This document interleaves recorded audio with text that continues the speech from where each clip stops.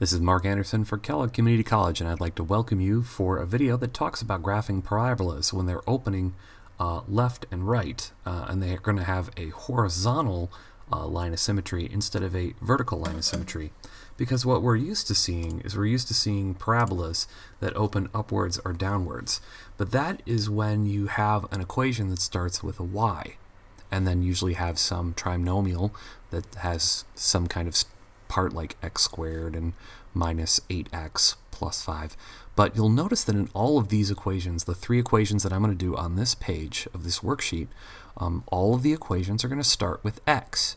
So these equations, if they're positive, or if the a term, notice I have the letter a here, if the first term in front of the squared variable is positive, that means we're going to have a parabola that opens up in this direction or opening.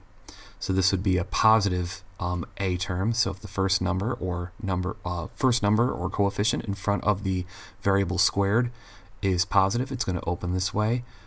If it's negative, then it's going to open this way towards the negative x values. The c term in this problem, so if this would be a and b, then this number without the variable would be c. This is going to be our x-intercept. This is when the parabola will hit the x-axis. And the vertex, to find where the center symmetry spot of this parabola would be, we would use the negative b over 2a to find our y value, and then plugging that back into the function, f of negative b over 2a, would give us our x value. Now, what's interesting about watching this video, if you haven't actually watched the videos that I did for some earlier sections, you won't actually see the connection I'm about to make. So there's a previous video that talks about graphing quadratics, and it talks about what the a means, the c means, and the vertex. Now, that video, or a previous chapter of this book, had essentially everything was a little bit backwards or inverted. You'll note that in the previous video, the c stood for the y-intercept instead of the x-intercept, and the vertex formula was primarily the same, except that negative b over 2a would find the x, and f of negative b over 2a would find the y. So what we have here, folks, is we have here an inverted or inverse equation, where instead of the x being the variable squared minus 8x, we now have the y in this position. So one of the teaser questions I asked my class when introducing this lesson is like, okay guys, go to your graphing calculator and find the x equals key. Now everybody knew where to find the y equals key was, but the x equals key was nowhere to be found, because the calculators we use are function calculators. And these two examples here are non-functions because they fail the vertical line test. These are one-to-one equations which pass the horizontal line test perfectly, but these equations can't be printed on the calculator. So I gave my students a three-step procedure. The first step that you should use is you should get the inverse equation, and we will then find, with the inverse equation, find the table and the vertex. And I would ask my students to find the vertex first, because that would actually center the table. My requirement for doing points in my class is that you at least need to plot the vertex, and then you need to plot 2 more points from that parabola, 2 on either side, to make it look U-shaped or C-shaped, depending on if it's opening up, down, left, or right. Now, once you get the inverse equation from the graphing calculator and find the table and the vertex, table using the graphing calculator and vertex using the vertex formula, we are going to then flip the table, and the flipped table will actually be for this equation that's actually on the worksheet. My students have some experience doing this because they actually explored logarithms and exponential functions, and would graph an exponential and then flip it for the logarithm.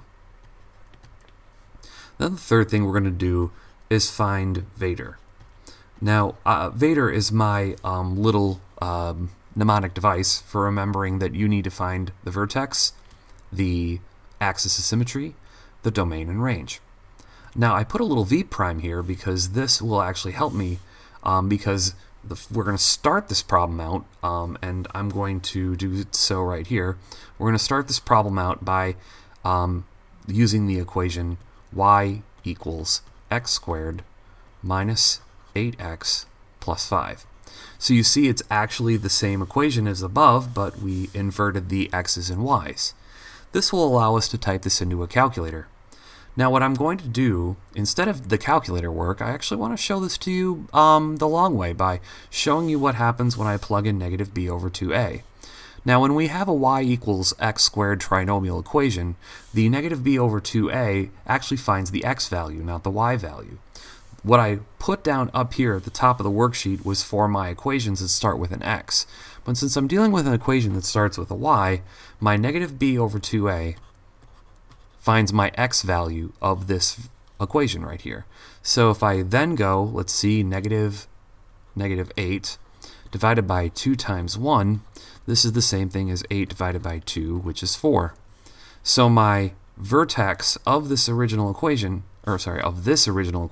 this vertex right there, is going to be for 4 comma, and then I will plug the 4 back into this equation here to figure out what my y is. So I plug my 4 in here, so 4 squared is 16, minus 8 times 4 is 32 plus 5, so 16 minus 32 plus 5 is negative 11. This is the vertex of this problem. If I then go to a graphing calculator and put my vertex in the middle of the table, because this would then create the center of my graph, the line of symmetry would go through here, I will then go 2 integers in each direction from the 4, and then plug the 2 back into the equation to figure out what my y value is. So if I go 2 squared minus 8 times 2 plus 5, that would give me an answer of negative 7. Of course, if you have a graphing calculator, you can just type in this into y1 of your graphing calculator's graphing screen, and then go to your table to see these values. These values are as follows: negative 7, negative 10, negative 11, the one we found on the vertex, which is nice because you can verify it that way, negative 10, and negative 7. Now, that is step 1, where we actually used our graphing calculator or any kind of substitution to figure out what my vertex is and what the formula is. And this is really beneficial if you have the technology. What I'm going to do for step 2 is I'm going to flip the table. The table will be flipped. Its x's and y's will now be in the inverted position, and this inverse will actually give me the 5 points I need to graph the function. So here's my 2, 3, 4, 5, 6, and now what I'm about to do is I'm about to scroll down so you can see the graph a little bit better, but when I scroll down you'll notice that all the blue will go away. So I'm gonna rewrite my table as step 2, but I really want to see everything just a little bit better for step 2 here. So again, I'm going to, now you'll notice that the first equation went off the page, so I'm going to rewrite that just so people can see it. So here's my x equals y squared minus 8y plus 5. And the table that we had for step 2, which is the table for this problem up here, is going to be that flipped table, which is going to be negative 7, negative 10, negative 11, negative 10, and negative 7. And then over here we're going to have 2, 3, 4, 5, 6. Now I'm going to plot these points. So negative 7 goes up to 2. Negative 10 goes up to 3, and negative 11, which I sadly did not make my grid wide enough, goes up to 4. Excuse me. All right, so then we're going to go to negative 10 goes up to 5, and then negative 7 goes up to 6. So here I have my parabola, like so, and I'm just going to extend that a little bit, and then I'm going to get my v prime a dr. And the reason why I use the prime is I want to show that this is the vertex of this graph, the one that we transformed from the original parent function of y equals x squared minus 8x plus 5. So the vertex of this problem is negative 11, comma 4. And that vertex is right here. It's the center of the graph. its axis of symmetry is going to be a horizontal line going in this direction, and this horizontal line has an equation of y equals 4. The domain is going to be all the possible x values of this equation, and you'll see that this goes to positive infinity on the x, but it does not go anywhere past this vertex right here. So the domain is going to be x knocking on the door inside my little Alfred Hitchcock set notation. X is going to be greater than or equal to -11. Now my range is going to be the set of all real numbers, because my y values can be as positive or as negative as you go, because this will eventually go lower and lower, and this one will go higher and higher and higher. The more you back out, the more these lines will go up to positive infinity on the y and negative infinity on the y as well. So this would be our step 3 in this problem. So we're going to do 2 more problems like this. I might have gotten some people to think like, well, shoot, if I just looked at the table, I could have found the vertex because of symmetry. Well, as you'll see in the next problem, not all problems have some really good symmetry on their tables. So let me see. That is going to be a good place to center this graph here. Okay, so maybe just one more click down. Okay, so that's a good spot. Okay, so here we go with this problem here. We've got x squared equals y squared plus y minus 6.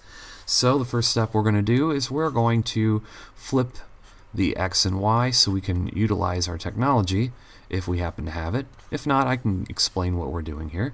I am now going to plug in -b over 2a, and this is going to give me my x coordinate of this vertex for this equation. Now again, this is not going to be the vertex of the graph I'm going to draw. We're going to then flip the table to get that vertex, but this will be kind of the inverse of that vertex. So we will now plug in -b over 2a. So this is going to be -1 over 2 times 1. So my vertex is going to be -0.5 for my x. And if I plug the -0.5 in for the equation, so it's going to be either -0.5 or -1/2, and I fully compute this, I get an answer of -6.25. I like using decimals in problems like these because they're easier to graph. I know 1/2 and 6.625 aren't really that difficult, but if you had weirder fractions, it might be neat to use the decimals either for substitution purposes or for graphing purposes. So now what I'll do is I will get the table. I'm going to put my vertex, this -1/2, in the middle of the table, and then that would give me a y value of -6.25. Now what I'm going to do is I'm going to look at the integers that are before -0.5 and the integers after -0.5. The integers after -0.5 are a little easier to see. The next integer after that would be 0, and the integer after that would be 1. Now prior to the -0.5, we have a -1 and a -2. So if I go type this equation into my calculator, since it has a y equals, I can just plug it into the y1. I will now see the answers of -4, -6, -6, and -4, which actually has some nice symmetry to it. But this first vertex right here might throw people off a little bit because it's not an integer. It's actually at a 0.5. Well, this is not the 5 points to plot. The 5 points that we want to plot are these over here. These are the ones where I flipped the chart and flipped that table. And in doing so, this would give me my inverse function. And the inverse function is going to be that one-to-one equation that will let me draw it or plot it onto my graph paper. So let's go plot it. -4, -2. -6, -1. -6.25, -1.5, or -0.5, -60, and 4.1. Or sorry, excuse me, -4.1. So now I have my beautiful arc getting bigger and bigger and bigger, and now I get to do my V prime A D R. So my Vader here, my Vader is going to be, let's see, my V prime, this is going to be my -6.25, 0.25, comma, negative 0.5. Alright, so there's my vertex. Then I'm going to have my axis of symmetry, which I can draw like so. And that is going to give me a y equals negative 0.5. The domain is going to have a wall here at this lowest spot of x that it could possibly be. So in my set notation, x will knock on the door. X is going to be greater than or equal to negative 6.25.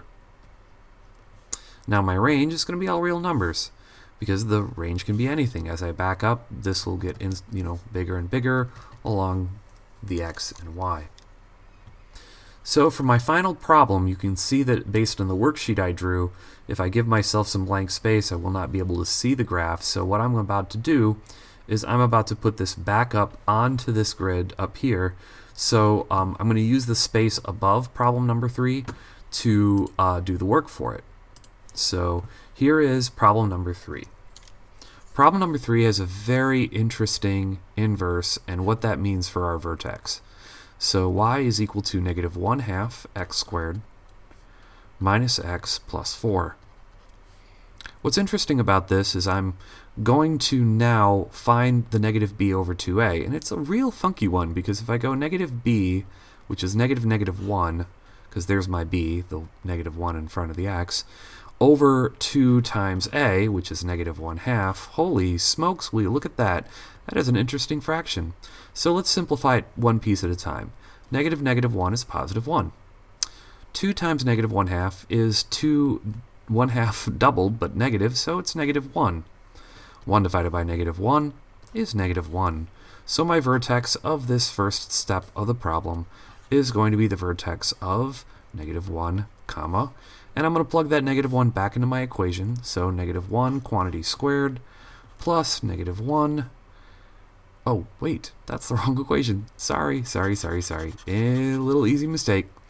So I'm going to plug that negative 1 into this equation. Haha, let's kind of ignore that equation. Sorry. So I'm going to plug that negative 1 into this equation. So I've got negative 1/2 times negative 1, quantity squared, minus negative 1 plus 4. And if I compute that out correctly, I get an answer of 4.5, because this turns out to be a positive 1, so that would be 5, and 1 times negative 1/2 is negative 1/2, so this whole thing turns out to be negative 4, or sorry, positive 4, excuse me, whoops, positive 4.5. So this is my vertex of this equation number 1. So I'm going to put that negative 1 and 4.5 as my vertex. Now the two numbers before negative 1, those are going to be negative 2 and negative 3. And the two numbers after negative 1 are 0 and 1. By using my graphing calculator and typing in this equation into the y1 of your calculator, you can then verify that the table is negative 3, comma, 2.5, negative 2, comma, 4. 1 is 4.5, so that's great. You can kind of check your answer there. 0 and 4, and then 1 and 2.5. So now what we're about to do is we're about to take this table and flip it around. So step 2 is to take my table and now make my inverse table. And this inverse table is going to give me exactly what I need. So here's my negative 3, negative 2, negative 1, 0, and 1. And now I'm going to plot these points. I'm going to plot the 2.5 on my x and down 3 right here. 4 on my x, and I'm going to go down 2. 4.5 on my x and go down 1. Then 4 and 0, and then 2.5 and 1. And here is my, for the first time on this worksheet, and for my last actually example here, this is a parabola opening up to the westwardly or negative y direction here. So I'm going to find my v prime and ADR, which is going to be my vertex of this parabola, and that would be 4.5, comma, negative 1. My A, my axis of symmetry, which I'm going to draw right now. Here it is. My axis is going to be y equals negative 1. That is the correct equation for a horizontal line. The domain, this is going to be my set notation here, where x is knocking on the door, x is going to be greater, in this case, less than or equal to, because there's a physical, like a wall here where x will never be further to the right of this point, and that point is located at 4.5. And then we're finally going to wrap this up with a range of all real numbers, and that brings us to the 3 problems I'd like to do with you in this interesting section where we graph parabolas that open to the left and right instead of up and down. Thanks for watching.